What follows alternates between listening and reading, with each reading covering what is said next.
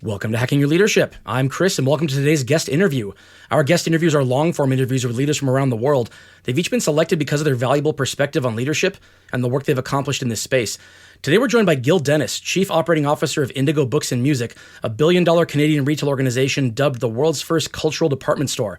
Welcome, Gil. Say hi to our audience. Hello. Thanks for having me here, Chris. You're very welcome. I'm happy we're doing this today. For those listening who aren't aware, I've known Gil more than 2 decades and actually reported directly to him for several years in previous organizations. I also consider him a mentor of mine and one of a handful of people I could talk to for several hours straight. But he's a very busy person, so we're going to stay on time today. The first thing I'd like to ask you, Gil, is you've been in leadership roles for more than 30 years. You were the youngest general manager in your company at the time with almost 100 people reporting to you. Do people want different things from their leaders today, or have they always wanted the same things and are just now better equipped to hold their leaders accountable today? I think it's a combination of both because as I've been working, for 30 plus years, I think values evolve. So I think it's what they want changes, and I think that then equates to then the leader having to adapt and change, and all of those things kind of moving in tandem. So I know that when I started work, kind of my career, just my blink, feeling was a bit more of a, this is 30 plus years ago, much more me, competitive, how the leader kind of supports that behavior and recognizes individual contribution. And it was a bit of a somebody wins, somebody, loses, whether, and I can tell you running a store, it was, running the best store in isolation or an employee going, I want to have the best, recognized as the best performer, where now it's moved to more collaborative, more team. So you have to lead in a way that absolutely supports, those values. So, whereas the employee before was, how are you going to recognize me as an individual? I do believe now, and don't get me wrong, there is certainly some individual recognition too, but it is also how are you going to drive an environment that's great for a team? How do you support us as a team? How do we work collaboratively? How do we all move together? What can we learn from each other? Where, I would say that was not what was the priority 30 years ago. And the other thing I would say for a leader more and more, you see it more and more is this idea about empathic leadership. So before it was just much more binary with, here's how you win. And there was more definitive measures with it. Whereas now, there are things you measure. Certainly you do measure performance, but this idea about a leader is, what do you inspire? What is a relationship that you build? Do you create the right environment with people and relationship building and trust? So it's moved. So in other words, the employees changed what they want, which then led to the leader having to provide something very different. Why do you think the employees changed? Like what became different in the work culture and the work environment that led to that change? Like, why don't people care as much about those things anymore? I have been working now for 30 some years. So I think about people growing up in the last 20 versus when I grew up. I just feel this idea about community and connection is just very different. I believe, as much as people, we can talk about the not so great things about the internet or social media. I think that this idea about context and information and how we all connect, it just and how we have access to technology that gets us to know each other in a very different way than we could have 30, 40 years ago. It provides an environment where people can seek to understand and get to know each other in a much easier way. And that in itself drives more connection, which then drives more collaboration, which then drives people having, what I characterize is this vested emotional interest in others. So you care about people differently. And then I think the world is smaller. Economies are more connected than they ever were before. So the interdependencies in the world are very, very different than they were in the past. So you can't play isolationist anymore. It's all connected, whether it be countries or people or companies. It just all goes together. Yeah, I like that you brought up the word connection, because there's no one could make an argument that we are not more connected or now than ever, and every day is more connected than the previous day. But there's what appears to be a much larger swath of humanity out there who, even though we are more connected than ever, they seem to be lonelier than ever. And a lot of that would seem like it wouldn't happen when we're more connected than ever. And it's clearly driving the employer-employee relationship in a lot of places. What do you think could cause that, or what's the solution to that? I guess one of the most wonderful things about the internet that I've I do often is you can go to YouTube and start watching videos from the 70s or 80s about social issues or perspectives. And and if you read them, listen to them, there's always at the time, the worst ever, this worst we've never seen. So, and a lot of that to me, again, I'm an optimist. You know me for a long time. I would say net, we've made a lot of progress. I would say net. So this is my version. Sure. Do I believe that, it doesn't mean that there isn't tons of work we need to do and tons of inequity and things that we need to address for sure. But I think that now, do I believe the world is in a better place than it was 30 years ago? I do.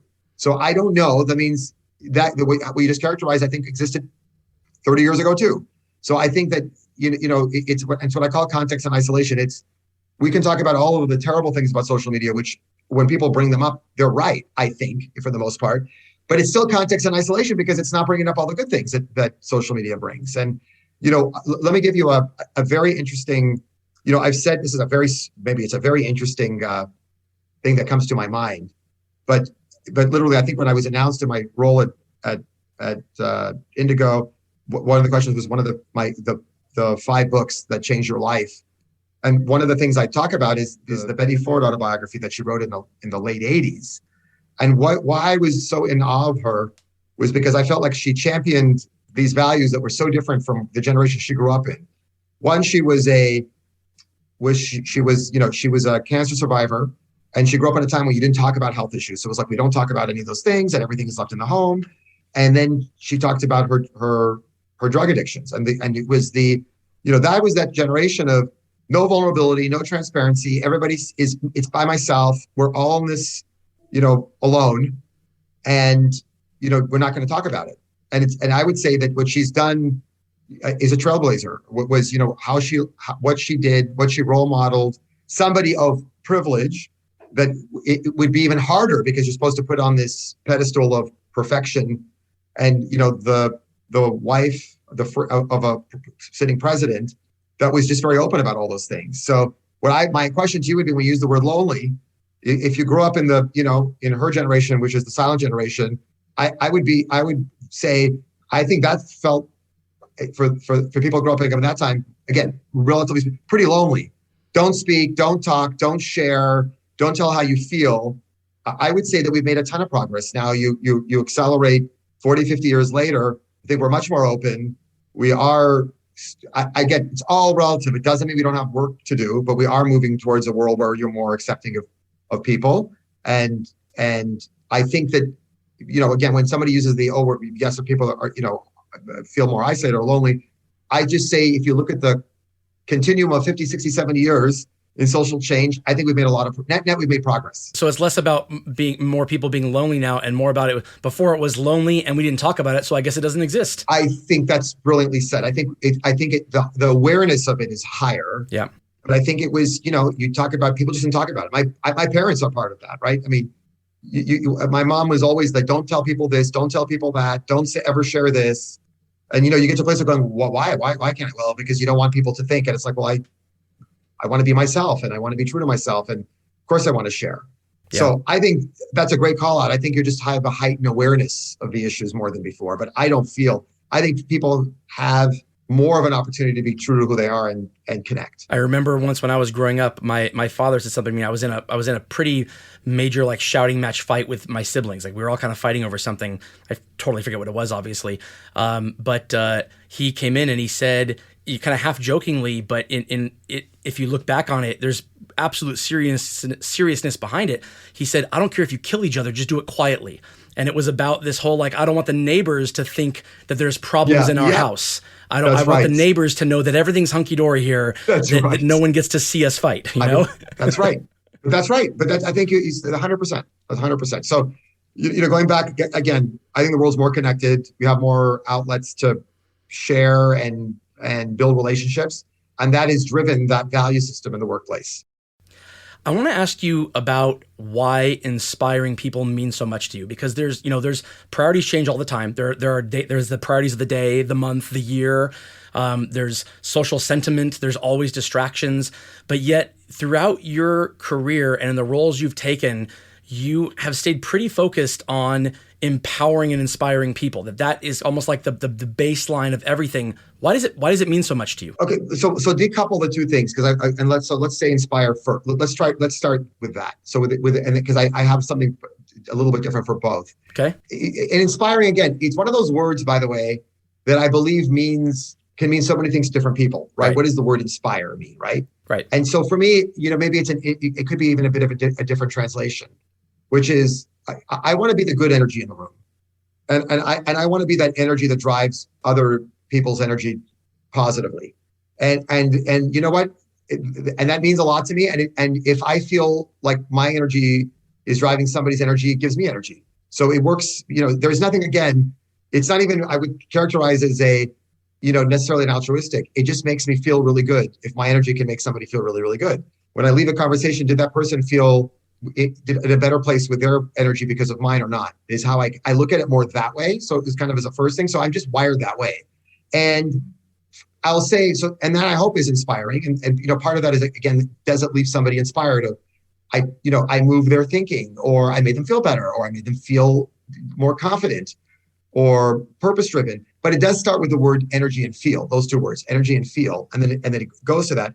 And I'll say, I'm also going to give you the other part to that, since you asked about inspire, before we go to the empower, which is my tolerance for bad energy is getting less tolerance. And I mean, really. So whether it be with friends and family and people I work with, and it could be, leaders, my leader, my peer, somebody that's on my team, a subordinate, I just have less tolerance. I don't want to be around it. And I'm much less tolerant of being around it. And that's just getting more as I get older. Like, energy drives energy. So, when you feel it, right? It's not even necessarily somebody says, you go in a room and then somebody comes in and they either are adding to it or you're going, okay, now this is going to turn into misery. And they either don't have the self-awareness or have the self-awareness and don't care. But I can't be around that. So inspire for me is all about good energy, leaving that good feeling and saying that I was a net positive. The empower is different, because the empower to me is how do you drive a world where people take responsibility, but there's an and to it. So you want people to feel like they can make their own decisions and drive their own engagement, and it also becomes a world of mitigating inequity with it. Now the and on that though is, and then there's two things. I acknowledge when people say, you can be anything you want to be in life. No, there is inequity. There is, in the end, you can't control the cards you're dealt in life, and sometimes they're just not the greatest cards. But how do you play the best hand you can with what you're dealt? And so I'm also, again, I always like to be mindful of, I'm not going to be, this, because sometimes you find it idiotic people that have been lucky or had privileged enough to be given opportunity that others don't, because it's not a fair world. And I never say that it is. However, I do say, wow, somebody had cards and they could have done better with those cards or opportunity, right? I mean, it's where they say luck is preparedness waiting for opportunity. And that's so true. So how do I drive that? How do I drive that people are in the driver's seat of making their own decisions and I'm taking away any obstacles? And with that, though, what I've learned, just what you said about empowerment, yes, it's been all about, but it's been a humbling journey, right? Because some people like to be, what I found was in some cases, some people want to be told what to do and don't want the accountability. So that's not a binary thing either, where you say, yay, I'm going to drive empowerment and everybody loves it, because not everybody loves it, as I'm finding. Now, I will say the world is moving more towards it and more people want it. So I'm lucky in that respect, meaning what I stand for as a leader is becoming more relevant, which is great. But it is you drive empowerment and then people have to take responsibility for their lives, with the understanding that you're going to have to work in a world where we're going to do everything we can to drive the inequity, but there is inequity. And all you can do now is take the cards you're dealt and do the best you can with it. And that's all you can do. Yeah, it's a kind of a broad generalization here, but I have found in my career that leaders who are really good at that empowering piece really struggle to lead people who don't want to be empowered. They really struggle with those relationships, and people who are really good at leading those who just want to be told what to do struggle with empowering others on their team. And it's almost like just the wiring is different. Exactly. You bring up the idea of somebody walking in the room and kind of draining the energy out, and whether they whether they are self-aware and don't care or they don't have the self-awareness. Normally I would say, having self-awareness is always a good thing. In that situation, I think a lack of self-awareness might be a better thing, because then at least maybe there's hope for them. You can help them get there.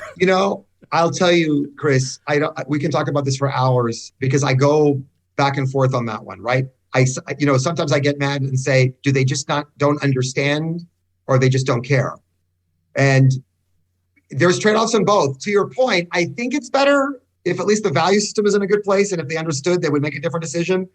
But sometimes I do that, at least be able to go, okay, well, at least they know they don't care, and maybe I can move them.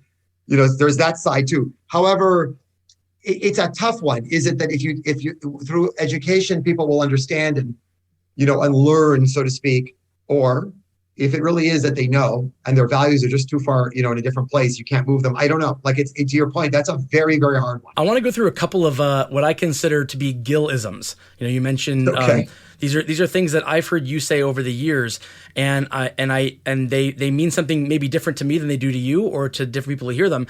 And I want to know what your thoughts are on them and why you say them. Okay, first one is, wherever you go, there you are. Yeah, I mean, that one I actually got from a mentor of mine that I know, John Pershing, that used to use a lot, actually, once upon a time, and he used it. He shared it with me after I gave context. So there was context I kept using over and over, and he said, "Yeah, you know what that is? That's where you go, there you are." Which is, in the end, you can only drive who you are, and you can only change how you show up in the end. And people are who they are. And sometimes as leaders, we get into this place of you take sometimes this responsibility for people, or you feel burdened when it really is not your responsibility. You can do the best you can. You can have the ambition. Again, even that in itself is yes, there's the leader and the environment they drive. And of course, don't get me wrong, a good leader drives the right environment, drives the best behavior from people. And then though, there are people that will just show up no matter what in the same way, no matter what you do. And it's where you go, there you are. I've come across people in my life where, let's start even with friends, let's even they're just miserable people. They're just unhappy. And if you say, well, if I'll do this, maybe I'll be happier. Or if I'll do this, then you get in this place, as I've learned, get older, could be your parents, could be your friends, people you work with, where it becomes that if I do this, then maybe they'll treat me this way. If I do this, maybe they'll be proud of me. And then you kind of go, oh my God, no matter what, there's always something. They'll always find something to criticize, or they'll always find something to be unhappy with, and it's where you go, there you are. And for me, it is about keeping in your mind of, there's a responsibility in a marriage and in a friendship or a relationship of two people, or a parent and a child, or a leader and a subordinate, or all the members of your team. I can control what I'm going to give here and how I'm going to show up, but then there's responsibility you have, and how I don't start to carry the burden of that responsibility. It's this baggage that you carry of people start to make you feel guilty for things that really are about what they're unable to get past. So, I'll give you the simple thing as a parent, right? I mean, I'm not a parent, but I'm somebody's child. So I'll say the parent that if you get all A's but a B, and they go, oh, you should have got all A's, or you get all A's. Oh, well, that was an easy class. Or you get, let's see if you get A's next semester. So it becomes wow, they're always just in this not happy. Well, then you got to go, well, there you go, there you are. Where you go, there you are. That's on them in the end. So people are they're the same people no matter what the environment is. And you have to be okay with that. And so in my mind, it's like, I'm not trying to change. Now, there is a responsibility in a company you work in, and you do there is an expectation with values. And yeah, so there isn't the inherent need, I'm going to have to change you, but there is you're going to have to change some of this behavior. And what you usually find is if people feel they're starting to change in a way that doesn't align with their values, they'll just leave. Or maybe their values, hopefully evolve, and they do then get more aligned with the values of the organization. But you're in your mind, you're not burdened with trying to change them. You just got to not show up this way. That's all we're going to work on right now. Because otherwise you start to take on this burden of other people, and you can't do that. You can be responsible for you. You can be responsible to show up, but people have to take responsibility for themselves. And so it's always in my mind, where you go, there you are. Because I can say, on my team, sometimes I'll, you'll get feedback sometimes and you'll go, okay, they want you to be not, they want you to do this and you'll do it differently, or you'll show up this way. And then you start to go, wow, they're unhappy always. And the same people, other people have the same issues with them. So I've done this and they show up and they're unhappy. Then I've changed it and they're still unhappy. And then 4 of their peers have told me how unhappy they are. And then their subordinate is telling me unhappy. Then you start to go, well, maybe it's just them. And where you go, there you are. Yeah, it's like you have friends who are married and they get a divorce, and you hear stuff from both sides, and you try to remain neutral, and you go, hey, there's 2 sides to every story, and you kind of hear both people talking bad about the other person, whatever. And then 20 years later, you find out that one of them got remarried and has been married for 18 years. The other one is on their 5th divorce, and you can look back and go, oh, I guess I know where the problem was. Look, again, where you go, there you are. It's a great learning also. As a leader, why don't you just say, as a citizen of this earth, just as you will have the best life if you're, and it's such a complicated thing when people say this, so I have to add context to it, which is, don't be burdened with other you can't be burdened with other people's problems. You just can't. It doesn't mean I'm not caring. It doesn't mean I'm not going to try to support or help, or, feel like, I want to do something to help. That's different. I have a responsibility with my team, but I want to help the best way I can. But you can't carry the burden of how that's not the same thing. When you start to get burdened with other people's issues, then it weighs on you, and then you show up in the worst version of yourself too. The next one is, we all live in choice. That one is in the end, that's just about, you take responsibility for your actions, and in the end, you make choices, and sometimes. This idea about personal responsibility, again, as I've gotten older and really being accountable for what you do, it becomes I'll give you the trigger for me, where I sometimes go, why did you do this to me? Or why are you making me, because of you, this happened? Or it's like, no, you live in choice, and you get to make these decisions every day. Or, if I do this, it will mean the X is a consequence. Then I'll say, well, then don't do it. Right? So, I mean, in that moment, it's like I'm saying to myself, are they trying to take the implications of their actions and now making it my responsibility? Number one, because that's not how this works in life. And again, it doesn't have to be just at work, right? I'll give you friends. I like using friends. It disarms the leadership conversation a bit, but you can apply it and you'll understand. So if somebody goes, oh my God, I have this friend, and by the way, this has been me in the past. So I'm also saying I've had to grow up and learn about putting boundaries and what it means, and not, being that, but say, oh my God, we always have to go to dinner where they want to go to dinner, and da-da-da-da. It's like, okay, well, I live in choice. I could just not go to dinner and say, look, I don't want to go to dinner with you at this place anymore. I want to go here. So when the old Gil would be the one, maybe 20 years ago, be going, oh my God, I have to do this. And that's like, but now in my mind, I'm always going, no, I live in choice. I don't have to do that. And in the leadership continuum, as I gave you the part about the accountability the one way, let me flip it around, which is, and you've heard me say this, and you know where we got it from. You deserve the leadership you tolerate, which is you live in choice also, which is when somebody goes, oh, my boss told me this, well, then you can tell your boss no. And if somebody goes, and I love this now, it's probably one of the, there is a bit of a credibility issue when you're in a executive role like I'm in now. Although those people that know me when I was an hourly or an assistant or as a store manager know and you know me in much knew me when I was a store manager and things I challenged. No, that's not you're an executive, you can say that now. Believe me, that whole hierarchical construct is in every role you have. People don't realize it. It's a different version of it, but it's the same thing. And I was the same pushing back when I was an hourly employee as I am now. I know that of myself. That I do know. And it doesn't mean I didn't get better at it as I got older of putting boundaries, but you have to say no to things and put boundaries. It doesn't mean at the same time, you want to make the world more equitable. You want to make the, level, so to speak, the more level playing field. So it doesn't have what I call power inequities and things. Yes. And there is a responsibility of people also to push back. You live in choice. You can say no to things. It also means when somebody comes back and tries to throw what they did to you in your face, go, well, you made a choice.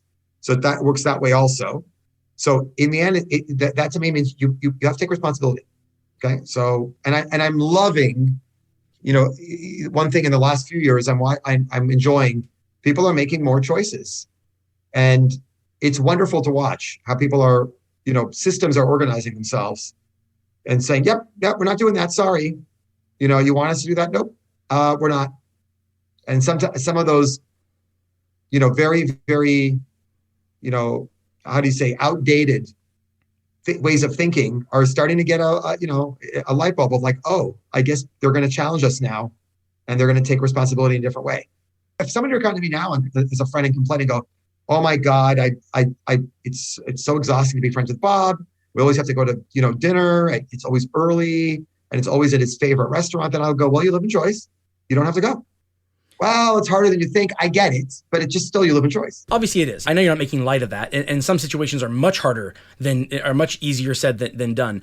But there is a sense of relief or empowerment that comes from even continuing a bad situation because you've chosen to do it. So if Bob is the one who's constantly having to go to the place, but you think to yourself, well, what is Bob? What do I get out of my friendship with Bob? And you have to articulate that to yourself, and you think about all the good things. Hopefully there are some. And if there are no good things, then hopefully you come to this place where it's like, wait a minute, I've been putting up with this, and there's no reciprocity at all. There's just nothing here. And my lack of dealing with it is only because I don't want to have the uncomfortable conversation of saying to Bob, no, we're not doing this anymore. If that's all it is, then maybe that's the impetus you need to go have that conversation. Or it can lead you to articulate, you know what, there's a reason I put up with this thing from Bob, because there's this and this and this and this and this and all these things that are positive. And at the end of the day, it becomes your choice. You talk about, you deserve the leadership you tolerate. And that was going to be my next Gillism was going to have to ask you about. And I love that you brought it up. It's this idea of, when people want to have you make the decision for them so that they can not take responsibility for their action. I think that's such a short-sighted thing to want to do, because then you're giving up all sense of control over whatever you could possibly do. This idea of almost owning the decision, owning this is like, oh, this is on me, but in a way that says I'm responsible for the outcome. But you know what? I have the ability to do this, and I can do this. There's something so empowering about that. And I think it becomes a snowball rolling down the hill. You start doing that with little things in your life, it will lead to bigger things in your life. And there's just, the sky's the limit on what you can do and the changes you can make. 100%. And it never, and look, I always say it doesn't come from a place of being insensitive, right? Because like I said, not everybody gets the same opportunities, and I get it. So it's how you play the cards you're dealt. That's all you can do. Yeah. The last Gillism I have is it goes back a lot of years, and it might seem obvious to some people what it means, but I want your definition of it. It's not about you. Yeah, it's interesting because that one is it's taken so much evolution, so to speak. And I'm going to give you the two things that come to mind with that, because it comes in two ways. That means when you throw that at me, there's two things that come. One you may be familiar with a long time ago, maybe one you haven't. But in both cases, it is, it's about depersonalizing some things. And I'll tell you the first one that I grew into over years and much, much clearer with. And it guides my compass in any job I've ever had, but much more as I've gotten into bigger leadership roles, which is, I always say I work for Indigo, not the leader, or in any organization, I work for the system, not the leader. Because if I use that, it starts to depersonalize how I think, and I'm making about, am I doing this for the greater good of the system or the person? So, and I've always said, there's almost no leader I've ever worked for in the last 15 years, because I don't remember saying this before then, where I didn't go, look, I'm not doing this for you, or just remember, I don't work for you. I work for, Dress Barn or Indigo. And then the leader gets it when I'm saying, I'm like, yeah, no, I really don't, right? I got to think about, what does this mean for the whole organization? Because it's not about you, and I'm not doing this for you. So we have to think about that. And if you do that, believe me, the chances of you going wrong are so minuscule. I really believe that, because in most times, if the leader can really wrap their arms, your leader can wrap your arms around you doing something that they may not like, but there's no selfish agenda with it. It works. It just does. So that's number one. So it's never about, so again, I've said this in a lot of, it's funny, I've done speaking engagements in Canada, and it's always the one people email me about later on. that meant the most to them. That they said, "Oh my God, I'm really taking that away from the conversation around, it's not about, I don't work for, I'm going to tell my leader that I don't work for you. I work for whatever company they're with." And they find it very empowering for themselves because it just changes the conversation. And the leader usually is good with it.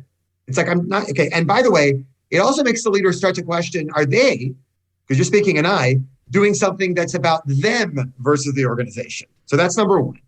The second thing is when people on the team start to personalize decisions instead of looking at for themselves, looking at the greater good. And it's like, look, it's not about you, right? Like we got to think about the whole thing. So it's a play on it. In other words, of late, that means the last 15 years, it's really been, again, amplified more when I'm talking, because again, the power construct of hierarchy. When I'm talking to my boss, so to speak, I'm losing the lens of what do I think is good, is the right thing for the greater good. And I have no problem saying, I don't work for you. I work for the organization, because I'm not going to serve it. By the way, the worst thing you can do is serve your leader. It actually is the word. You have to serve the organization. That's how you get influence. People don't realize that. Your influence comes from the system, not your boss. And that could be in anything. Running a store, being an assistant, everything comes from the system. So but now, and I don't use it as much, but I will say, it's not about you is when people start to get in their mind, the first thing they go to, it triggers them is, what does it mean for me? Versus going, okay, so let's first see why this decision made and how does it work in the whole system? And then at least if they can do this. And this is a perfectly great answer, which is if they say, I can see why you did that. That makes sense. I don't necessarily like it, but I respect that. Like selfishly, maybe not for me, but it's for the organization, the right thing.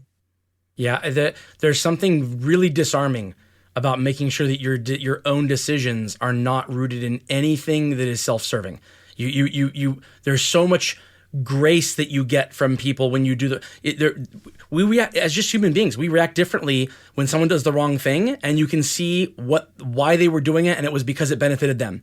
That's 100%. So different than I made the wrong decision, but it's not because I was trying to help myself. It's because I genuinely thought this was the right thing. It doesn't mean you're not going to do the wrong thing sometimes. It just means that you will likely get more grace from the system and your boss if you're doing it based on that. 100%. A funny an example of that. I'll give you a small one. Pre-COVID, I've always been very flexible about where people work and so forth. And I was, in my teams, I've always had, I would say I would lead, with the, my leadership model was always leading with the empowerment around flexibility. So people could work at home, not be in the office every day. I've always felt in the end, it's about how you get your work done. And, it's how do you build relationships and what would your team say about you? You can measure all those things. And if you're getting if that engagement and the productivity and the output is where you need it, that's what matters. So I never worked from home, ever, because I didn't want anybody to give the satisfaction of somebody going, oh, well, he's built this for himself. So I never, ever, I would just never do it. So I was always in the office. Either I was visiting stores or in the office, never worked one day remotely because because it was so important to me that it was about the system and I wanted to make sure people saw that. I mean, it does speak to this idea that as leaders, there's a responsibility that goes above and beyond, like there's a standard almost that you have to hold yourself to that is above and beyond the standard you would hold anybody on your team to. 100%. I want to ask about, you brought up, compromising values. And I think it just, my kind of anecdotal perception is that, over time, people have become less willing to compromise their own personal values in spirit of whatever the organizational objective is. There's a competing kind of thought that it was just harder to define what their personal values were, that you were defined almost by your work, and that's changed, which means now people can articulate a stronger personal value system. I want to know what you think, what your thoughts about this are, because I know there are people who did things they in their mind made them seethe, but it's like, well, I need this job. I think it's less likely to happen today. What do you think? This is a great question. And I will say that once upon a time, I was a bit of an idealist, and you know what? I don't think I made as much progress that way. So an idealist, and it became it's either right or wrong. You're either on the right side of where we're trying to go or the wrong side. And I just don't believe that moves a system. So I will say, I personally will say for me, when you don't meet people where they are and try to say, okay, I'm trying to move here. And you start to do this sort where you go, here's where we want to move. This is the ambition. And here are the things that are the non-negotiables of this ambition. So there are some that you go, nope, these are not going to these are some values I can't. But then there's some you go, okay, I'm willing to make some compromises here because in the long run, it will be in the greater good of making progress. Is where I am, and I don't believe that extremes on anything work. And I'll say, when we did, the early days of customer centricity at Best Buy is what comes to mind for me. I would talk to that Gil now and say, what were you thinking? You were totally in your mind in this very isolated way of like, it's all this is what we're going to do. And again, and by the way, it doesn't mean those principles of today I don't hold now. And in most of those principles are completely are like been normalized, which is the other funny part. But back in the day when we said empowerment, transparency, the voice of the people was all novel. What we did with the discussion boards there, and at the time the GM forum and the retail forum and all those things where we got people together. Those were like, very revolutionary back then. Now it's not. There would be like, of course. But the way I try to introduce it, would that be how I would introduce it? Absolutely not. Like that's not how you don't. You all you do there is drive angst and fear, and then make people dig down even more where they are. And this is what I wish. We won't get into anything, of course, because I wouldn't anything that's political in this conversation. But I will say in general, this I'm right, you're wrong way of working or leading or living, I don't know how you make meaningful progress that way. But it is about how do you seek to understand each other, have a conversation, and then you move. I'm an optimist. I would say, no matter what, I would say if you look at any 50 years in history of social change, there's social change. And I believe it's progress. Let me tell you, again, in my value system, if I look at the world of social change, we make progress. That means that over time we make progress. It doesn't mean you don't go back a little bit, you go forward, whatever that means. And people interpret it the way they want. But I also know if I say, I'm right, you're wrong, I'm right, you're wrong, I'm right, you're wrong, I don't know if that creates a dialogue. So I know that my 2005 Gil would have argued with that and said, no, there is a right way. But I'm not in that place anymore. So now I'm on, okay, what can I live with? Where are the non-negotiables? Now I'll also say, I'll say this to you. There are some things, maybe I'll say that I'm probably less tolerant of in a strange way. That means, disrespect in the workplace or lack of kindness, or, there's some fundamental things that like, no, I just won't tolerate it from anybody. I don't care who it is. It could be a boss, subordinate, a peer, that I'm finding myself less tolerant of, and that doesn't mean I always get that right either. But that's for me is I know I'm getting less and less and less and less tolerant. So, there are some, what I say, things that over time you go, nope, these are the non-negotiables. But there are also some things you have to go, okay, well, but then with the non-negotiables in mind, where can you meet people and make sure you're hearing both sides of an issue and move forward. Yeah, no one ever changed their mind by being told they were stupid for thinking the way they thought. That's exactly well said. I have two questions left. One of them, I want to go back a little bit when you talk about you want to be a positive source of energy in the room. When you come in the room, you want to add to it positively, right? I've seen situations happen where someone is that. They want to be that.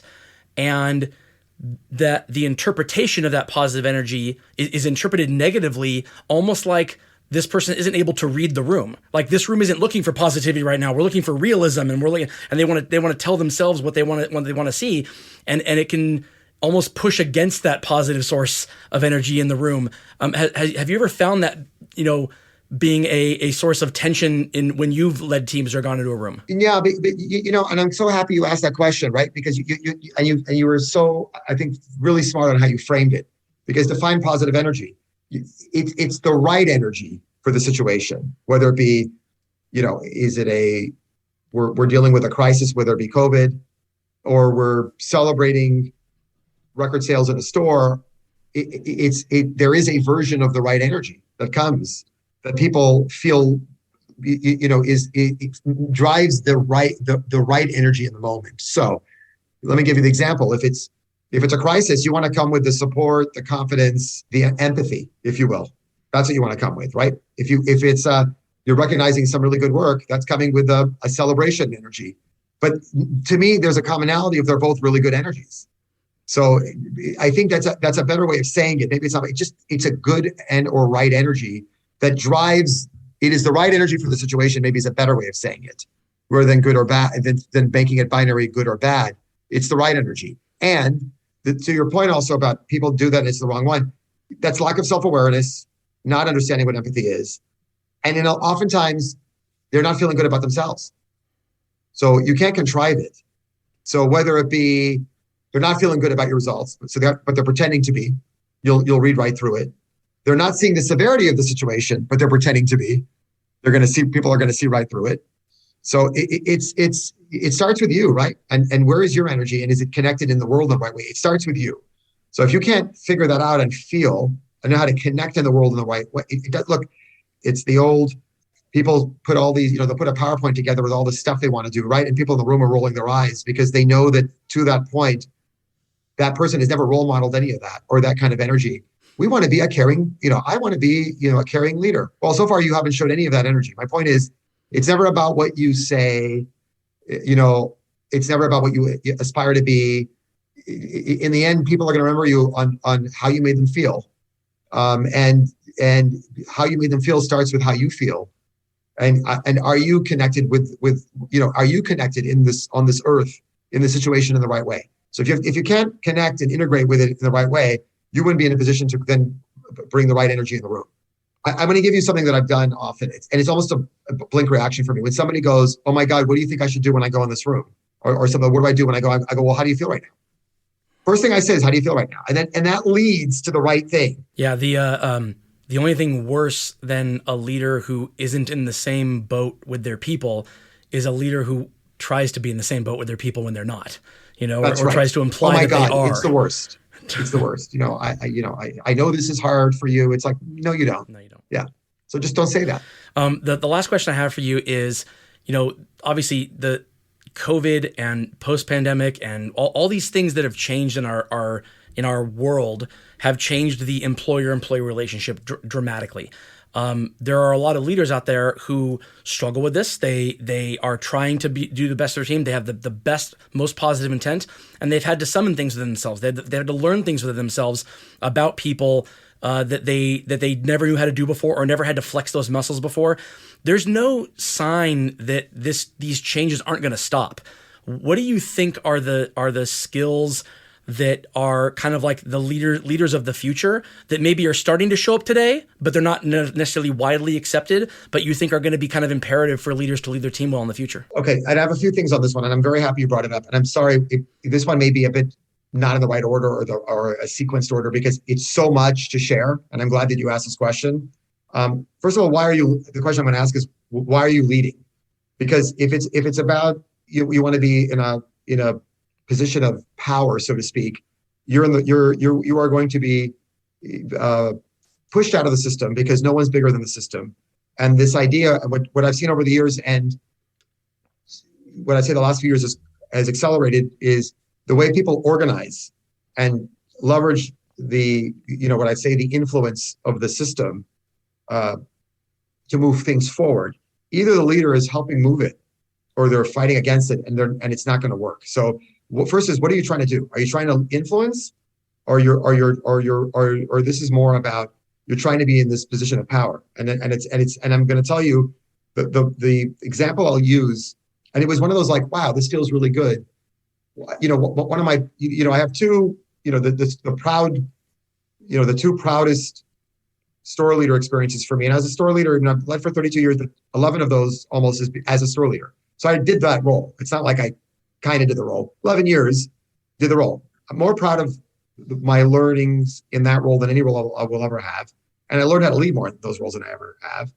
And of course, and you know what this is, my proudest leadership, role, store leader role is the Westminster Best Buy. It will be for the rest of my life. It shaped my whole life. It was a life-changing experience. And, I said on that day when I left that store, I said, if I wasn't the store leader here anymore and became a hourly leader, I'd still be able to lead the store from that role.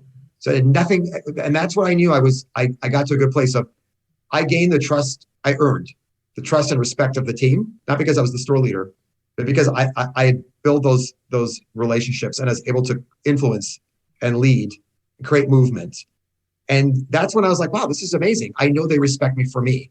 So going back to your question, if you're leading for a title or you want the job, it's going to be utterly miserable for you. And you should second guess, you should go back and question what you want to do. If you're going because you're trying to create meaningful movement and understand it's about the system, it's not about you, it's about the team you lead, it's about the organization. And you can work with the system with the changing values, I think you'll thrive in the new environment. But the mindset now has to be, where's the system?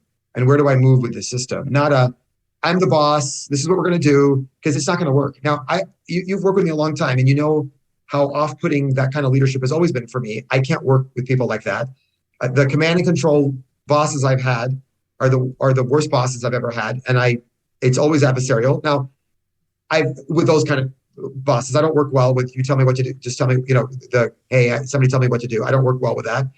Lucky me, I've had a wonderful career, and lucky me, the world is moving away from that. Really lucky. That means for me, like I've said, my leadership relevancy and what I call I'm moving towards the end of my career. There is no tolerance. There's less tolerance for that anyway. So I'm really, really lucky because leaders are here to serve. I'm not saying I get it right all the time, but I absolutely wake up every morning and go, where am I with my team? Do they look at me as the leader that's helping serve them and helping move it forward? It doesn't mean, yes, I hold them accountable. Yes, I have a different set of decision rights because the bigger roles have that, and you have a different set of accountability. 100%. I do feel though in the future, you're going to be paid for the role and how we pay and everything. What are your decision rights, and what is the impact of your decisions? We're going to play on a big responsibility a big driver of your role, how you're rewarded for your role. It's the impact of the decision rights that you have. And I also believe in as we move forward is, hey, you're going to get responsibility to your constituency. And at some point, they may be able to move you out of your role because you're not bigger than the system. And we're already seeing that.